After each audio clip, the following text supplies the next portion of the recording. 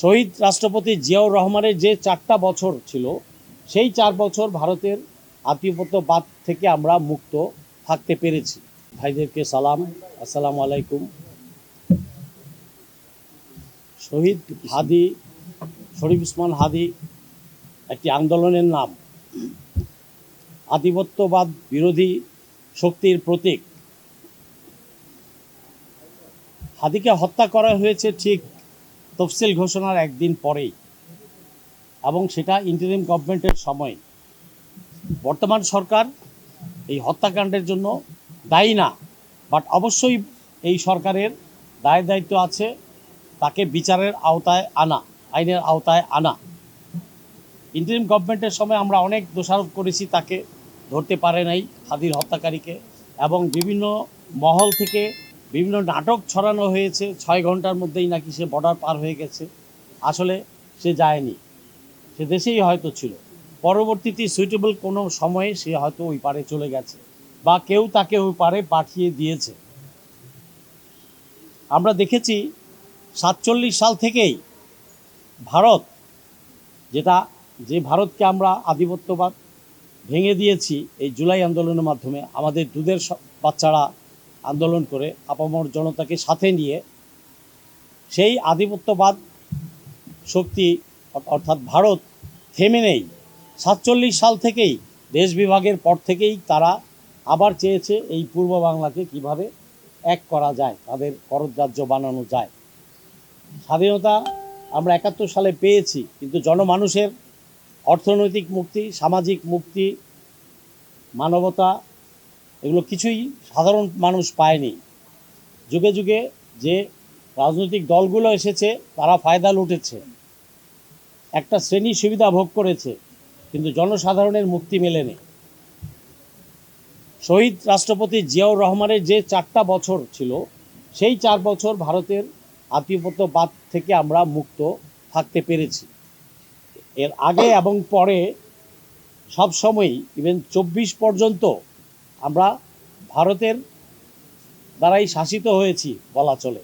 কারণ গত 16 বছর প্রশাসনের এবং রাষ্ট্রের সকল যন্ত্রাংশে এই ভারতীয় রয়্যাল এজেন্টরা, তাদের এদেশীয় দালালরা বসা ছিল, তাদের পারপাস সার্ভ করেছে।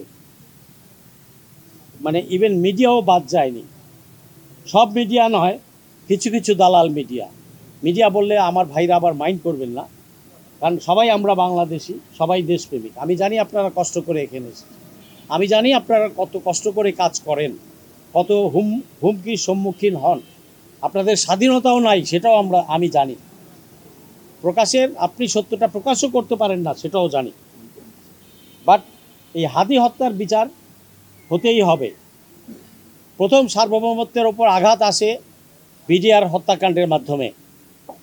এরপর গুম, খুন, শাপলা হত্যা, জুলাই হত্যা, সাগররুনি হত্যা, আরও অনেক সাংবাদিককে হত্যা করা হয়েছে যাদের নাম আমার এই মুহূর্তে মনে নাই, তনু হত্যা, বিভিন্ন সময়ে গুম, যা কিছু করা হয়েছে, আমরা সব কিছুর বিচার চাই।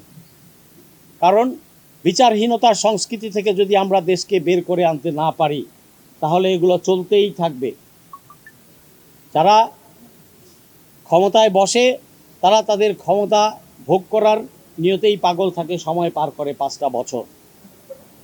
জনমানুষের দিকে তাকানোর আর তাদের সময় নাই। ভোটের আগে এসে পা ধরে, হাত ধরে, কোলাকুলি করে, মা, চাচা, বাবা সব কিছু বলে, কিন্তু ভোটের পর থেকে আর বদলে যায়।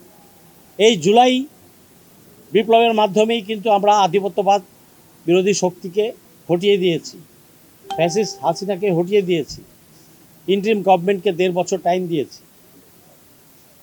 নির্বাচন হলো, নির্বাচন যাই হোক না কেন, ফলাফল মানুষ মেনে নিয়েছে, বিরোধী দল মেনে নিয়েছে।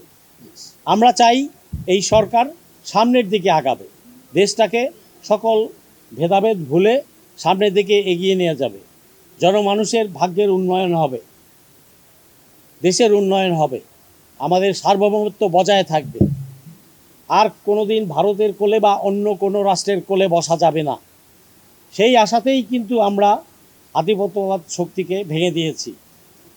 কিন্তু দুঃখের বিষয়, আমরা দালাল মুক্ত হতে পারিনি। এদেশের দালালরা আবার ভারতের কোলে গিয়ে বসেছে।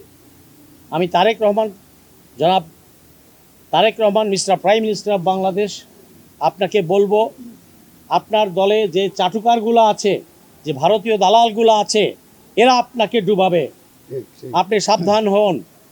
আপনি দেশপ্রেমিক, আপনি শহীদ রাষ্ট্রপতি জিয়াউর রহমানের সন্তান, আপনি আপসহীন নেত্রী ম্যাডাম খালেদা জিয়ার সন্তান, আপনি তাদের আদর্শ ধারণ করেন আমি জানি, কিন্তু আপনার চারপাশে এত জঞ্জাল, এগুলার কারণে আপনার অসুবিধা হচ্ছে বা হবে সামনে।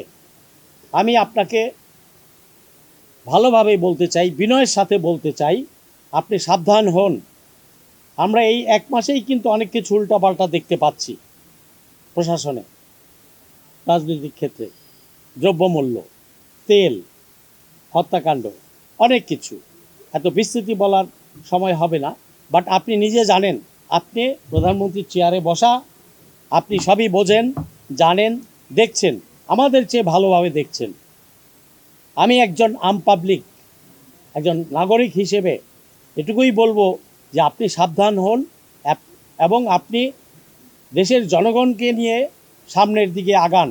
ভারতীয় দালালরা আপনাকে রক্ষা করবে না, তারা সবার আগে আপনাকে ছেড়ে পালাবে। তারা মধু খেতে এসেছে, তারা সবার আগে আপনাকে ছেড়ে পালাবে বিপদে ফেলে দিয়ে। অতীতে আমরা দেখেছি প্রতিটা নেতা নেত্রীকেই চামচারা ছেড়ে দিয়ে চলে গেছে সবার আগে। অতএব আমি অনুরোধ